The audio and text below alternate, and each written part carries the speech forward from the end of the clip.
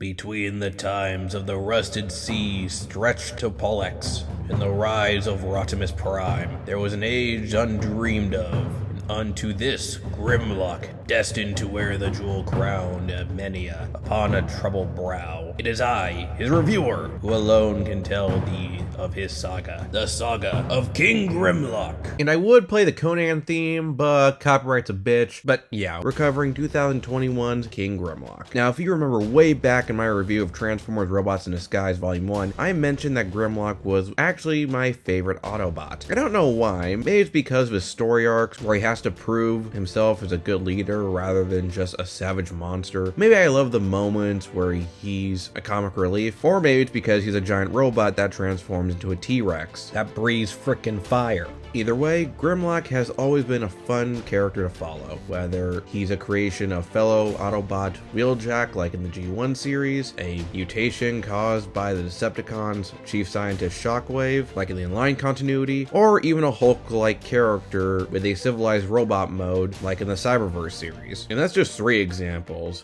Then you got the comics, like in the OG comics by Marvel, where he's actually more of an antagonist as he becomes the new leader of the Autobots, goes power mad, and gets forced to step down and eventually repent for what he did. Then there's the Dreamwave series where he actually broke bad but was on the road to redemption, and then we got the IDW run where he starts out like the OG comics but eventually becomes so detached from his team he ends up going on a journey of self-discovery and finds a new purpose as he learned who he needed to be. And that's just in the main IDW universe, as there were several AUs and crossovers like the Align continuity comics, Regeneration 1, the MLP crossover. They get it, get to the Barbarian story. Fine. In 2021, about a year before IDW would lose the rights, it was announced that Grimlock would get a solo miniseries. However, instead of it being Grimlock crushing Decepticons or another retelling of how exactly an alien robot got a T-Rex as an ult mode, it would go a totally different direction and have our favorite Dinobot smack dab in the middle of a world of swords and sorcery, akin to, if the opening didn't give it away, Conan the Barbarian and other similar works. How did that turn out? Well, let's dive into Transformers King Grimlock and find out. Warning, spoilers. Our story begins on Cybertron as Grimlock is fighting a group called Mechanibals, a group of robots that literally eat Cybertronian for breakfast. However, Grimlock is the one doing the eating as they really don't stand a chance against this warrior. Optimus steps in, revealing that the fight has been long over, the Mechanibals surrendered, and their leader will honor the truce, and goes on to talk about how they need to show mercy to their foes. Grimlock scoffs at this, but the conversation is cut short as a strange green energy surrounds Grimlock, teleporting him into a strange new world. Well, Grimlock's been isekai'd. I give it 10 seconds for him to get a harem. Unfortunately, Grimlock isn't as lucky as he's immediately greeted by a herd of monsters trying to eat him. He makes quick work of them though, and discovers that he was being watched by a group of humanoids with their leader, a wizard named Arnak, revealing that he is in the world of Menonia, which was actually a world the Autobots visited in the original G1 cartoon. In fact, this comic is kind of retelling the season 3 episode Madman's Paradise, all the way down to Grimlock facing down against a powerful wizard. Though in the show, it was a being known as the Red Wizard, here it's the Golden One, who was originally an ally to the heroes. Red or gold though, it doesn't matter, as Grimlock doesn't really give a crap and just walks away. Arnak is crushed, thinking that it seems that their hope is lost, but his daughter, Arco, isn't giving up and makes it very clear that if Grimlock won't help willingly, she'll make him. Mind you, she says this while Grimlock is fighting a horde of Cyclopses with weapons that, interestingly enough, have the Autobot emblem on the blades. Why is it there? How will Arco get Grimlock to save her world from the Golden One? And what savagery will Grimlock face to prove he's truly king? Well, you're gonna have to read to find out. This comic is a triple threat. It's both a fun reimagining of a classic G1 story, a comic equivalent to a popcorn flick with high-flying action,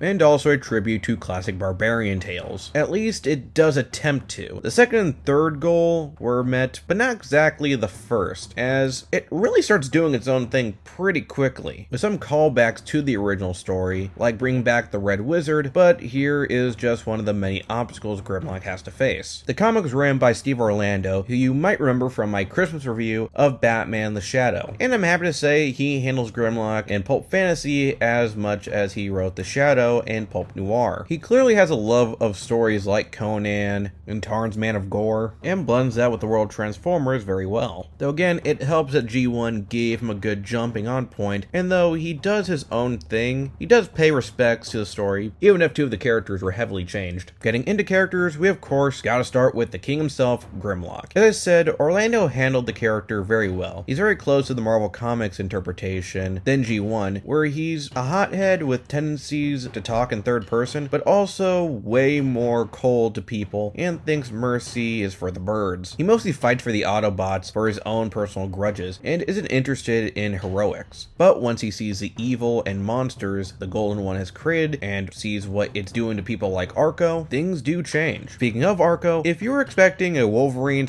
/ insert young partner name here, where she'd be the one human apprentice to make Grimlock open up and show more compassion, you'd be sorta right, but not really. Grimlock does get to open up more, but only because it's revealed that she is very much like him, and even straight up abandoning him to do her own thing. She's someone who wishes to reshape the world, but believes people like her father, Grimlock, and many others are all too weak to do so. Now, this could easily make the protagonist pretty annoying, but Orlando does a solid job making sure we still care about her despite the choices she makes. Wrapping up characters, we have the Golden One, who, though was a heroic figure in G1, is interestingly enough the villain here. Modeled after Conan villains like Thoth Amon and Kulan Gath, a powerful magic user who was once a force of good turned to evil as a darker force took over him, making me think that maybe Orlando wrote some of the horror elements of Batman the Shadow, as he's legit disturbing, especially as the story progresses and begins to look more into what is going on with him. I do wish that we saw more of his true self as the story revealed the power behind it all, maybe even show how he was struggling to keep himself together, but I guess due to deadlines, Orlando had to cut that out. As for other characters like Arnak and the Red Wizard, they were fine characters, but they weren't much to call home about. Arnak is kind of the generic wise man archetype, and I'll level with you, I tend to forget a lot of what he's saying when it's not exposition. The Red Wizard is kind of the same, though at least he gets a few good lines as he faces Grimlock. The art was done by Agustin Padilla, and he's not exactly my favorite artist. His style isn't bad, but at the same time it just feels off-putting to me. I think it's in the rectangular style. With the exception of characters pre-established like Grimlock and the Golden One, they look pretty generic. Going back to Arnak and his men, they all kind of share a similar look. Hell, I would actually get them mixed up in some cases. The original monster designs are better, but I feel the colors done by Jeremy Colwell wasn't the best choice here, as they seem too light, and I feel it was meant to try and capture a pulp tone, but comes off a bit lackluster. On a whole, King Grimlock is still a fun read, and was probably the best way to wrap up our favorite Dinobots time at IDW. So definitely recommend sitting down and see the adventures of this king.